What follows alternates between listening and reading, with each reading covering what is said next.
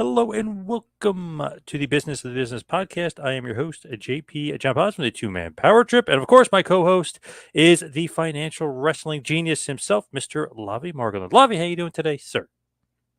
Doing good. So last week we had a TNA deep dive. This is not a rerun. We are going to dive even deeper from a Anthem sports and entertainment perspective to really understand TNA and its positioning. We have to understand Anthem. That feels like some sort of like Karate Kid symbolism, which I'm not sure the exact quote right now. But in the same way that you'd imagine, like sometimes you're doing analysis of WWE, you have to understand Endeavor, TKO, UFC to understand WWE. So rather than like a ground up perspective, want to start from the top, even get a little bit historical, and learn as much as we can. So this is not only a deep dive. This is really a TNA Wrestling Business special. We're going to be focusing in on TNA Wrestling. So where do you stand on the current state of TNA Wrestling? So put this out there in the X universe. Of course, not a scientific poll, but there's a lot of positivity to TNA from longtime supporters. Sometimes we've questioned like if they put their money down at that support, and sometimes there's a lot of negativity. So this poll was done on June 1st. So this was, of course, the WWE relationship. Exactly what it is isn't clear, but obviously there's a relationship. The Quebec ticket sales have been out, but staff changes continue to come, which we'll get into later. But almost 44% said it's going great. 30% said positives, but there's some concerns. Just 4% said that the cutbacks mean the sky is falling.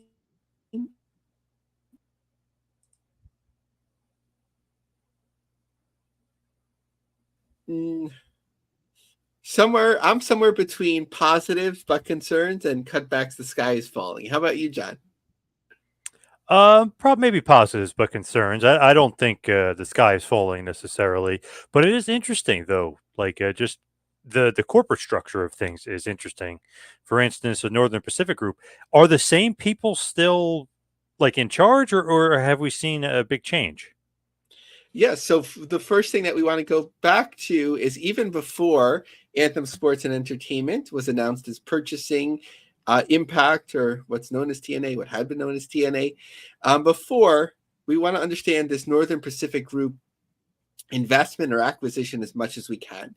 So in January 2017, Anthem Sports and Entertainment acquired what is now known as Impact, or TNA. The narrative in the world of wrestling has thus far focused on the management of Anthem, namely Leonard Asper. What has often not been explored is a transaction conducted about 4 months prior to the acquisition, a deal between Anthem and Northern Pacific Group. According to Crunchbase, Anthem Sports and Entertainment was acquired in 2016. Important to emphasize is it is not listed as an investment but an acquisition. The company was acquired as a leveraged buyout and kept as a separate entity. Anthem is listed among its portfolio. Scott Honor, managing partner of NPG, currently serves on Anthem's board of directors. What is a leveraged buyout? A leveraged buyout is the acquisition of another company using a significant amount of borrowed money to meet the cost of acquisition. The assets of the company being acquired are often used as collateral for the loans, along with the assets of the acquiring company. Per the company's LinkedIn profile, NPG is a lower middle market private equity fund focused on acquiring rapidly growing businesses. With an upper Midwest focus, NPG invests in industries, technology, and business service industries. NPG is committed to achieving rapid value creation for its companies through active principal involvement and operational improvements. Focused on rapidly growing Midwest businesses, NPG targets double-digit revenue growth and our acquisition growth strategy businesses with revenue of $10 to $100 million. NPG provides proven companies with the capital necessary to execute on organic and acquisition expansion opportunities, as well as provide liquidity to existing owners. An example of the reach of NPG last couple of years, they sold a company called Pipeworks for almost $100 million. In an article in January 2017 in the Financial Post titled My Terms, Leonard Asper is interviewed. It includes the following. Anthem's expansion efforts are also being fueled by a recent round of funding in September. Anthem secured an undisclosed investment from NPG, a growth equity investor based in Minnesota. Cook M&A Finance Services reports that Invicta Fighting was acquired by Anthem via its financial sponsor, NPG, through a leveraged buyout.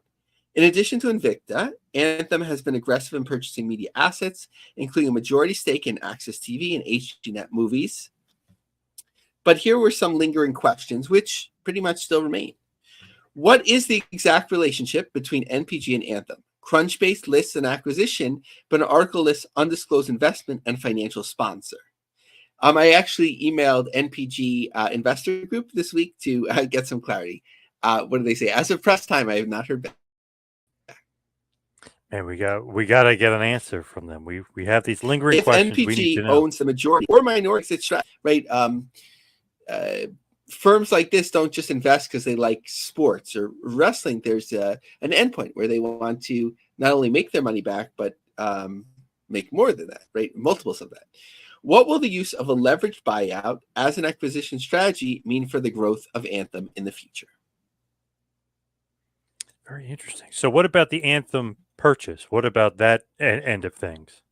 So, every couple of years feels like 10 years in the pro wrestling landscape now, but we forgot some of the Mishugas with Billy Corgan and what was that production company that tried to start a lucha company later and so on. So moving ahead of all that, just to kind of situate ourselves in terms of understanding Anthem's acquisition. So this was from the New York Post at the time. Anthem Sports and Entertainment announced an agreement to acquire majority interest in TNA Impact Wrestling, a move that strips former majority owner Dixie Carter of her chairmanship title and leaves her with a minority position.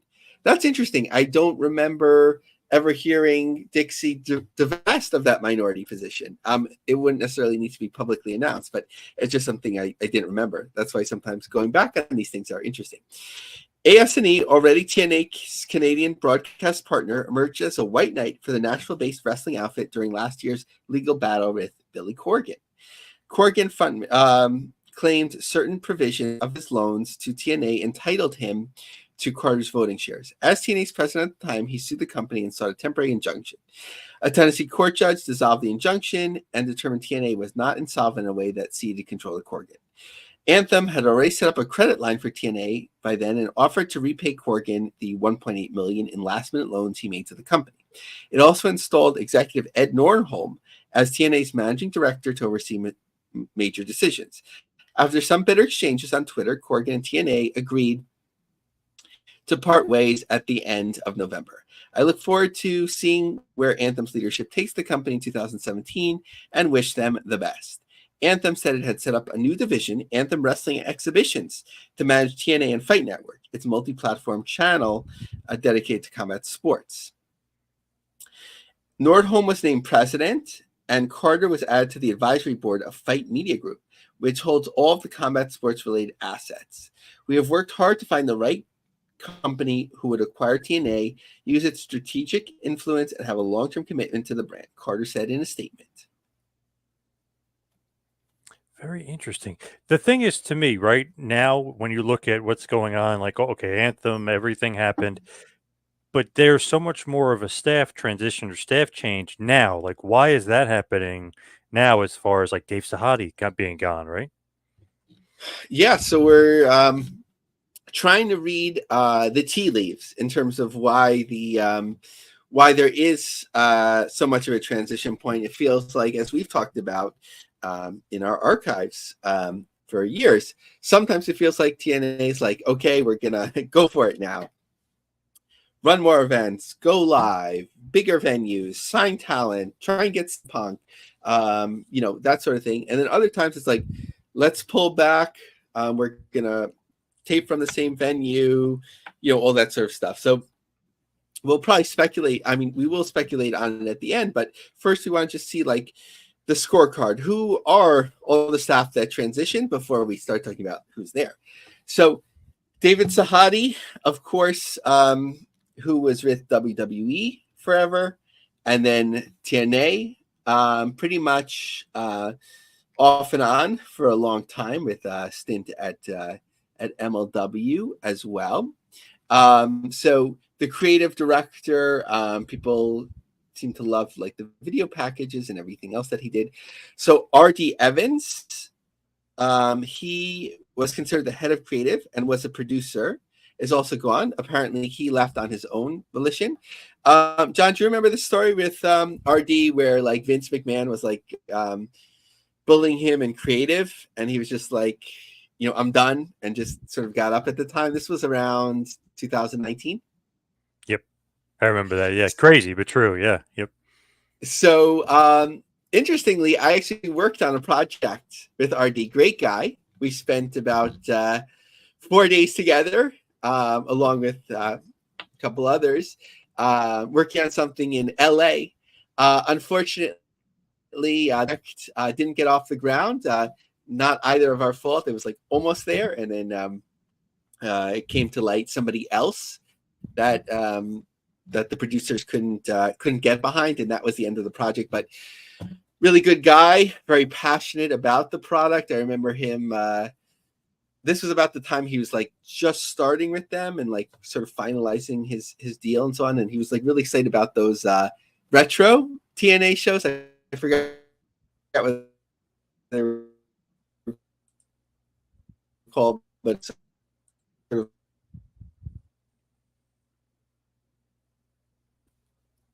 of, then we started notice that Lou DeAngeli, the vice president marketing, was gone. It was announced that people were gone from live events department. So of course, his name came up. But it's interesting because it's not just TNA. He was doing marketing for various aspects of Anthem, including Access TV and Invicta. Also, let's see here.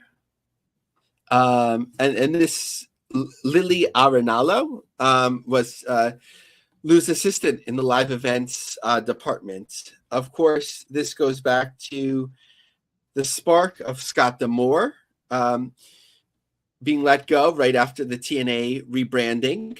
And JML, who I think we talked about last week, who noticed that Richard Schaefer from Golden Boy is no longer listed among the executives, and Anthony Siccione has the title of president of sports. So just wanted to reflect back on that a little bit, because in March 2023, there was the announcement of a number of these talents of coming in to help the company, and it wasn't right. So it's just about 15 months ago. Drawing on more than 20 years of experience in the combat sports and boxing realm, Schaefer will oversee ASG and play a key role in building strategic partnerships and relationships with leading sponsors, brands, agents, and athletes. The hiring of Schaefer is a testament to Anthem's commitment to building global prominence of its events and broadcasts. So if you were to look at that in reverse, with Schaefer not being there, what is their commitment to building a global brand of events and broadcasts? Under Schaefer, ASG will aggressively pursue additional acquisitions in the combat sports and pro wrestling business. So I'm not aware of any acquisitions. Schaefer's wide-ranging background in boxing will also be leveraged to establish a boxing platform. I'm not aware of that happening. Richard Schaefer is a major force in the combat sports and boxing arena.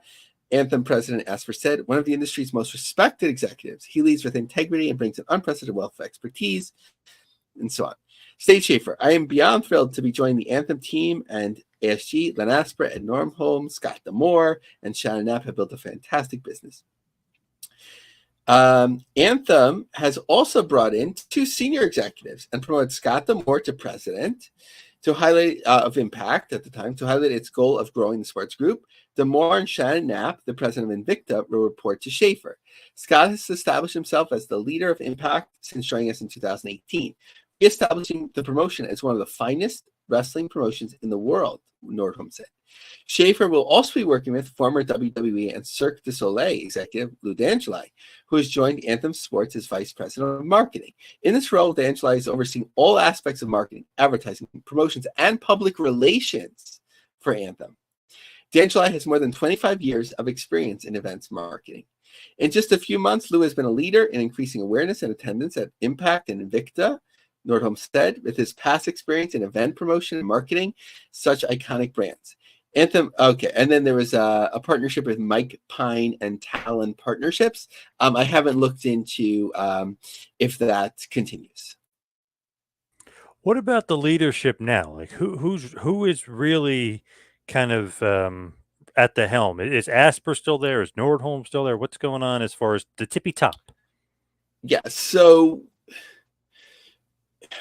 putting aside NPG and whatever influence that they have, we know one of their influences is having a member on the board. So they have that sort of guidance. But whether NPG fully owns Anthem and then dictates to Asper isn't clear. But we do know Asper is the president and CEO of Anthem Sports and Entertainment.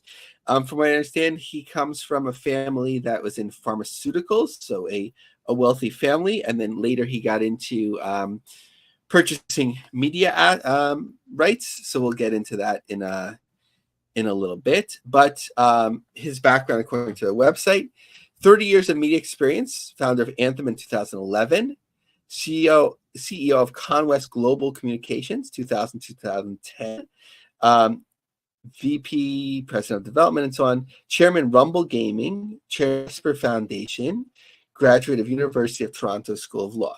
Okay, so that's at the top. Next, and I don't know because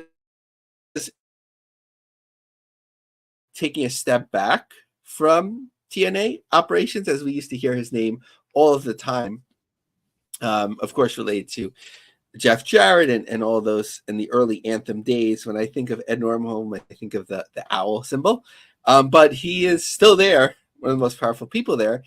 Ed Nordholm is the chief corporate officer of Anthem. He oversees the corporate activities of M&A, partnerships, and investors. He plays a key role in the supporting of the operational leaders of achieving their strategic plans.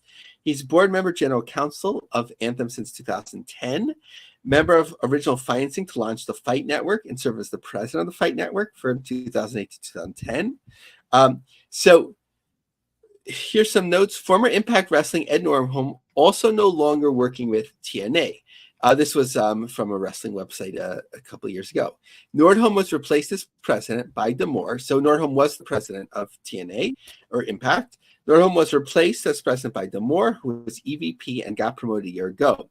Nordholm still worked with the company through his role in Anthem Sports and Entertainment. Of course, we don't want to forget that, during these transition periods, right, not only was it Scott D'Amore, but it was the Jackal. Why am I remembering his shoot name? Don Callis. Don Callis, thank you. Than his actual name. I'm thinking back to those 97 WWF. Yeah. But so that was like another transition. There was rumors of like inappropriate behavior or acquisitions. I can't speak on that at all. That was just like put out into the pro wrestling media for a while, which got quieter on that. But he was there in a significant role. Nordholm still worked with the company through his role in Anthem. He was removed from TNA a few years ago. It was noted that Nordholm and D'Amore's removal happening around the same time are directly related. It was Nordholm that reportedly pushed Anthem to make offers to CM Punk and Will Ospreay, which the company agreed to do at the time. Punk eventually went to WWE. Ospreay got a better offer from AEW. So we know those two. We just have to learn a little bit more about some of the other people. So Anthony Ciccione is the president of sports. He's been affiliated with them since 2008, vice president of operations. More than 30 years of broadcast and digital media experience, oversees all operations and financial performance of the entertainment group. including TNA, Invicta, Game TV, Game Plus, Fight Network, Anthem Media Services. He's also responsible for broadcast and IT support. So I guess if your Wi-Fi is down, you call Anthony. No, I'm joking. 10 years of VP of Programming and Production at The Score, and that crossed over to a little bit of WWE. 10 years as sports producer at Global Television Network, various roles, and so on. And finally, and this was the person that was listed as sort of like under Anthony, running like the day-to-day now of TNA, Ariel Schnerer. So he's another longtime person. So let's see, when you go back all that way, 2006. So he started as a programming manager and webmaster for Fight Network for 8 years. Then he moved his way up to senior director of programming, global distribution, 2013 to 2020. So he's the one that distributed them to 200 countries. No. So actually, an interesting note I forgot to put in my notes. So maybe it's coincidental, or maybe there was a typo at one point. I think that they might have listed this number of countries prior to last week. But remember there was the headline of our show that TNA was distributing 200 countries. It's back in the press releases to 120 now. Then he became Director of Global Distribution, Impact Plus, 2016 to 2020. General Manager of the Fight Network, which is the president, and now Vice President of Business Development, Anthem Sports, for nearly 4 years. So one of the things that we see is sort of circling back to people that that are long time with the company. You know, sometimes certain companies have their own culture and they sort of like lean back to people, maybe like, I mean, not to talk about WWE culture overall and make comparisons there, because obviously we know that there's a lot of issues now, but like, you know, that Vince would go back to Bruce Pritchard. So, you know, maybe there were people that were more talented producers or had more. You can see here, Len Asper leans on people that he's worked with for years and years and years, who grow inside the company, even though sometimes their aspirations are to bring in bigger names. It doesn't seem to work out. It always seems to go back to who they have. Now, Tommy Dreamer is basically in charge, like not necessarily on the flow chart, if you will, but he's really the guy in charge. So that seems to be what people are saying, that Jordan Grace said, you know, and what I'm not saying that this hasn't exactly how she feels, but obviously as being the company representative and getting a lot of opportunity that she deserves to be on NXT and be sort of the face with WWE connection. She said that she doesn't feel like it's much different, that the more with Demar being gone, she just goes to Tommy Dreamer and everything's kind of the same. And Tommy Dreamer said that, you know, it's all good. And he goes to the management. So it's not exactly clear if it's like Schnerer to Tommy Dreamer and then to whoever is underneath Tommy Dreamer. Maybe it's like, maybe there's certain divisions and so on. So like, I don't know if the guy that does PR for TNA like reports to Tommy Dreamer or he just reports to Schnerer. So that part is unclear. Now, what about some of the portfolio, if you will? What's in Anthem's portfolio? Yes, so to really understand Anthem, you have to know, of course, what they own. So obviously Access TV, which was, you know, an interesting story at the time, where they didn't want Impact. I think it was like they didn't want TNA or Impact on the network at that time, and then Anthem bought it, and then they kicked, you know, New Japan off. So Access TV, HDNet Movies, sort of like the younger cousin sort of to Access TV. Gravitas Ventures, which is a worldwide film distributor. We'll get into that in a moment. Fight Network, so which has, I think, good distribution in Canada. They have some distribution in various countries, I think like the Balkans. Obviously TNA, Invicta, which hadn't run a show for a long time, Game TV and Game Plus, which are networks here. One of them is on like an upper tier for my cable station. Interestingly, that one doesn't air TNA, but it airs OVW. So I'm not sure when that happens, but on most of these assets, they air TNA. Sort of like not unlike Sinclair when they would own, of course, Ring of Honor, and they would utilize it all around. But if it seems like there's trouble, sort of like overall with Anthem, well, just as an example, Gravitas just acquired a horror thriller called "I'll Play Mother." So no financial details were discussed, but it shows that, I mean, as a movie distribution company, you have to acquire assets, but it doesn't seem like a company like Gravitas is slowing down. So it could be like a shifting of assets where, they might say, okay, less to TNA. Let's say we see more potential in Gravitas. John, what I was thinking about today? Do you think a company that owns a wrestling company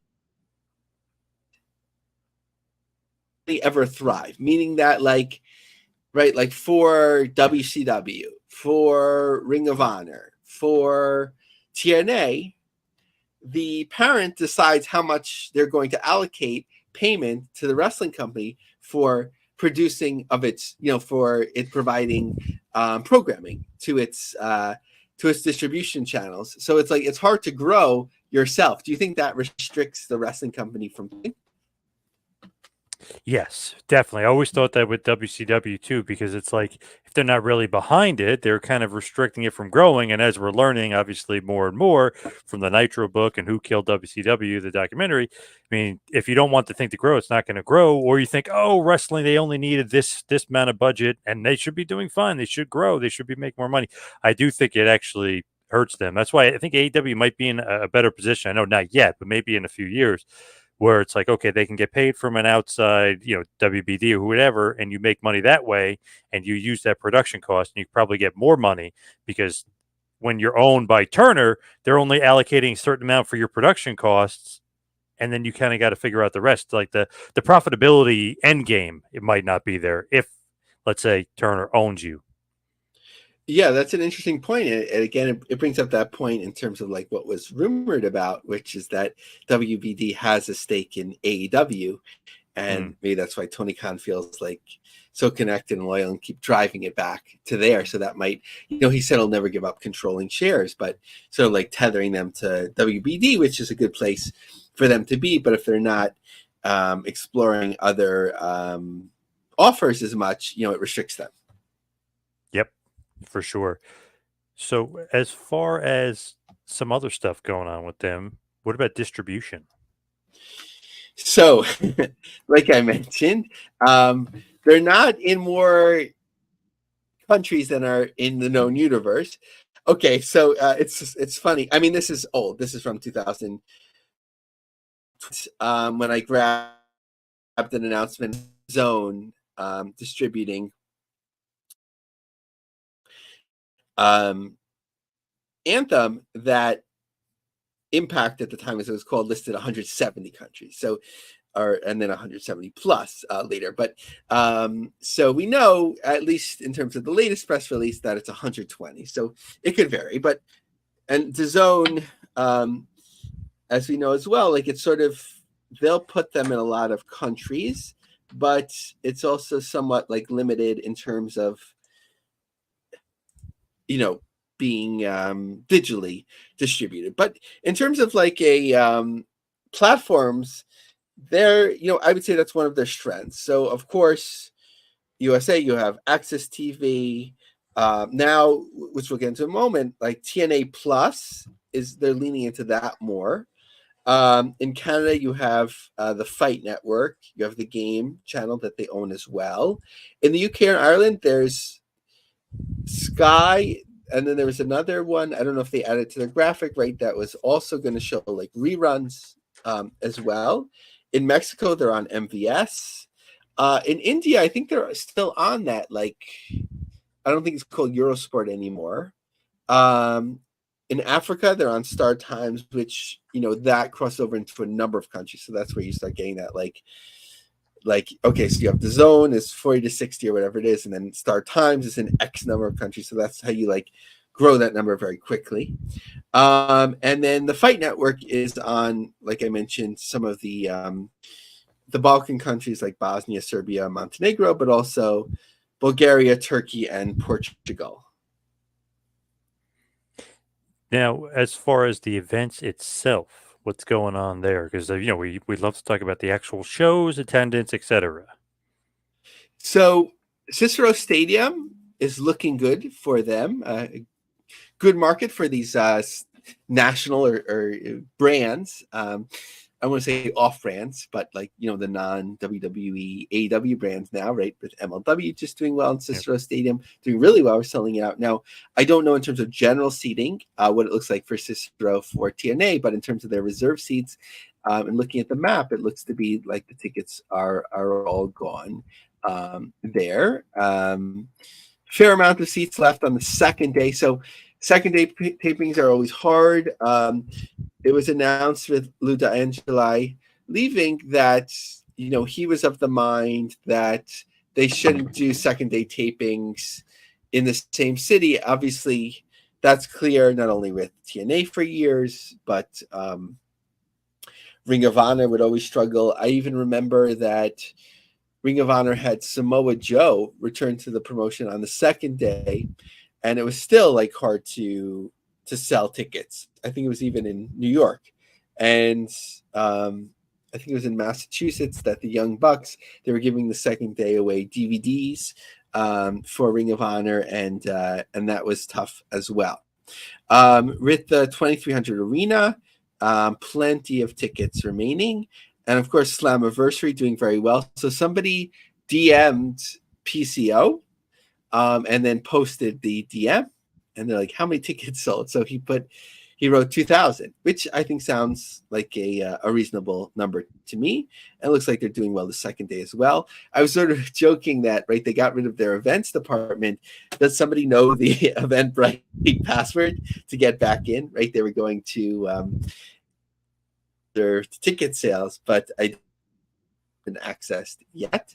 And they also announced August 2nd and 3rd in Tampa, Florida. So that's all that's been announced. So less than 2 months away from their last announced taping, and speculation in terms of what they'll do next, which we'll talk about in a little while. Funny, just talking to two different people about that show in Philly. So depending on what I'm doing in the family, I might have to make a stop by, maybe once or twice to the arena to see some TNA. But what's going on with TNA Plus? Yes, and John, if you go, I need a hand count. Yes, yes. How many are there? So Yeah. TNA Plus. So it's interesting. It's been called different names, but it is something owned by Anthem. It's an asset. It's something that they control, and they continue to put a little bit more emphasis on it for the hardcore. So as we talked about last week, the premium YouTube Insiders content has been discontinued outside of the cheapest tier that used to be there, and they're sort of directing appeal now to TNA Plus. And there was I don't know what you call it, like a 2-hour blackout or embargo of airing the show, and it premiered on Access, and then it would be on TNA Plus, I think 2 hours later. But now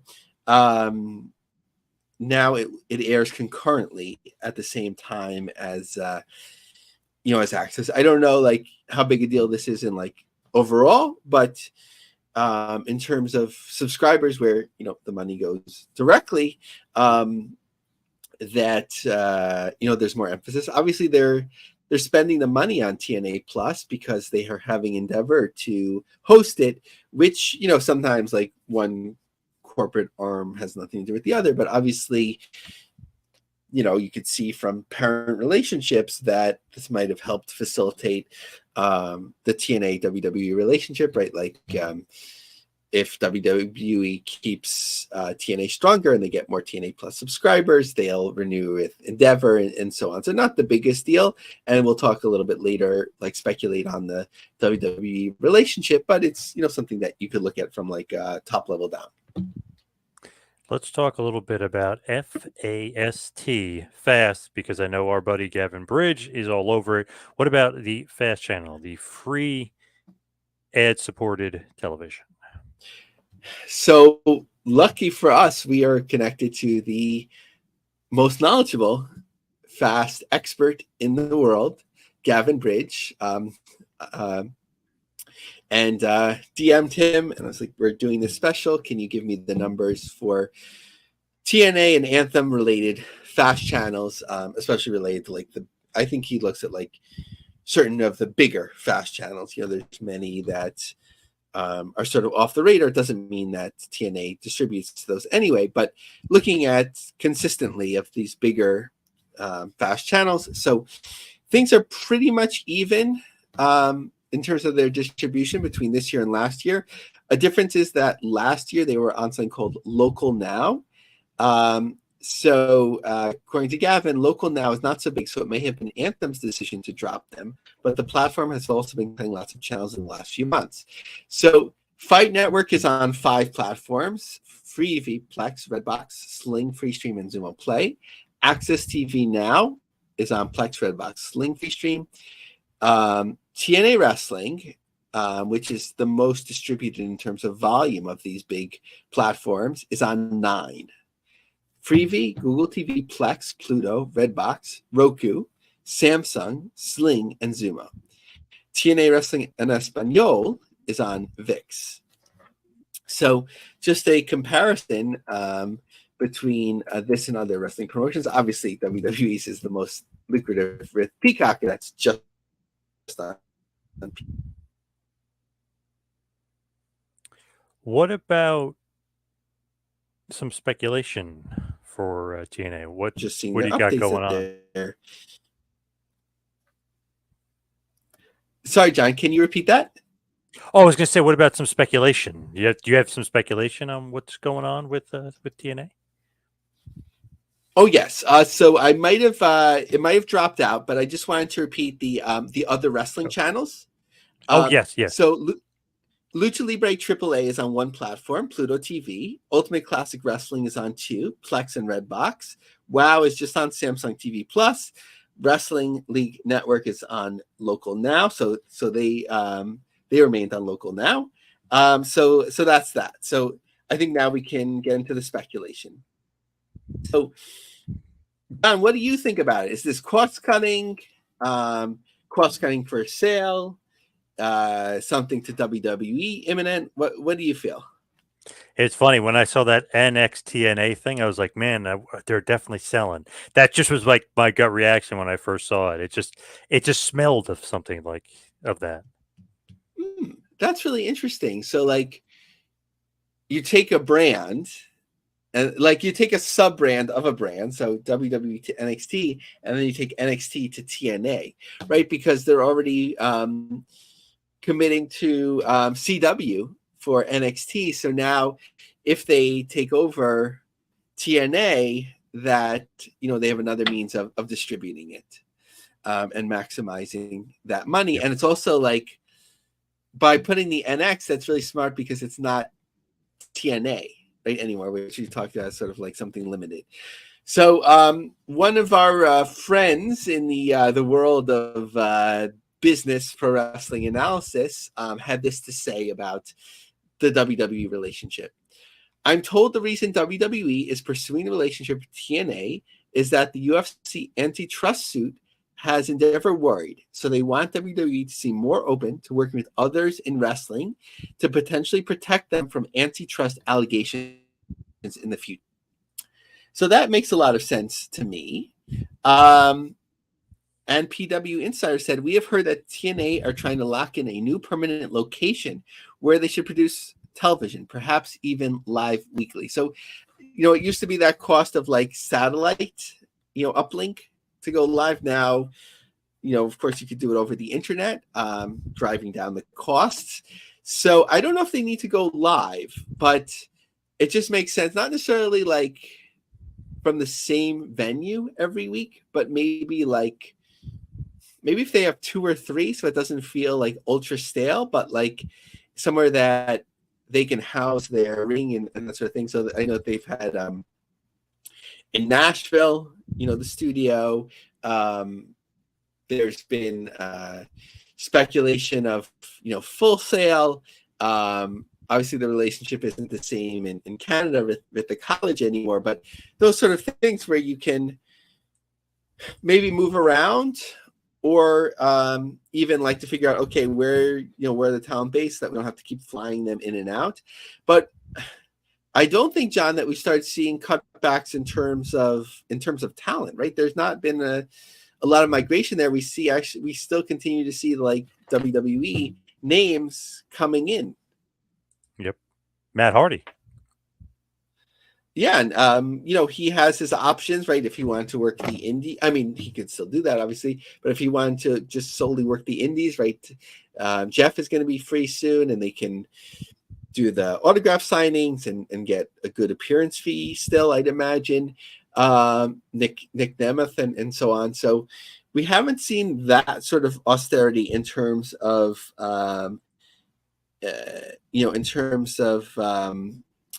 talent yet.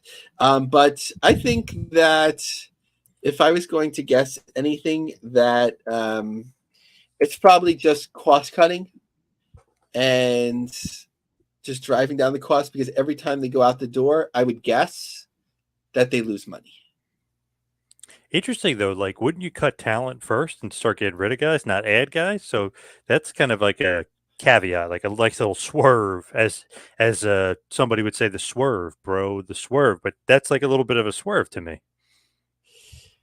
I guess they sort of see it as like, if you have top tier talent at whatever level, or like the best talent that you can at this level, then that will be most appealing to pro wrestling fans. But if like you have the name brand, but if people just don't know the talent, then it's hard to like keep that appeal going. And something that's seemingly worked for them is like continuing to have names and build up 22 years of content, which in their description and so on, they always like lead with that information. So maybe they sort of see having the paying for the talent as the most important thing, but also like anytime you go on the road, you're flying people in, you're booking venues, you're going loading in, you're loading out. It just gets very expensive. Yes. And maybe the biggest surprise of all, I can't believe sign guy Dudley, Lou, I can't believe he's gone. Lou D'Angeli, I can't believe that.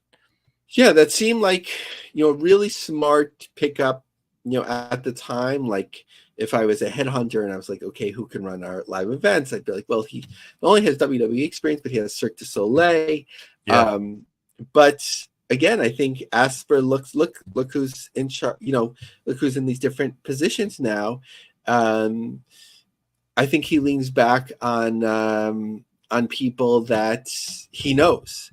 And what's her name? Shannon Knapp of Invicta. Like, I'm curious, right? Because she came in as like having owned Invicta, but they haven't run too many shows with her. Not to speculate on somebody's future, but I'm just curious about her ultimate role in the company. She may one day take on more, right? Like if they're limiting with Invicta, but you don't often see, as we've seen over years, if you look at the tea leaves, somebody that comes in with such a different background, like continuing to thrive. Whereas the only other operational leadership team is more of the sales teams, and we've sort of covered those news bits as they've come out about those sort of hirings. But in terms of like creatives or senior management, it's all sort of like built internally. Now, good luck to TNA. Good luck to NX TNA, and hopefully thriving. Anything else as far as this business review on TNA? No, but I now it makes me curious. I want to look up the on Justy or whatever. Has anyone filed for an NXTNA trademark? Yeah, good call. They probably have, to be honest. I would guess. But Yeah, let's head. otherwise we should do it, John, before the show Yes. drops. Yes, before they realize. Yeah, good call. But let's head towards the plugs. You can follow me on Twitter and Instagram at Two Man Power Trip. Lavie, what do you got? Yeah, if you want to see my original article on the Northern Pacific Group and some of my other long form articles and book reviews, check out lioncubjobsearch.com. Follow me on X at Laviemarg, Laviemarg, and check out our LinkedIn group, The Business of the Business, the pro wrestling industry, which includes job listings. All right. Lavie, thank you. Great review. Great job. Thank you, everybody out there, for listening. See you right back here next week for a little business.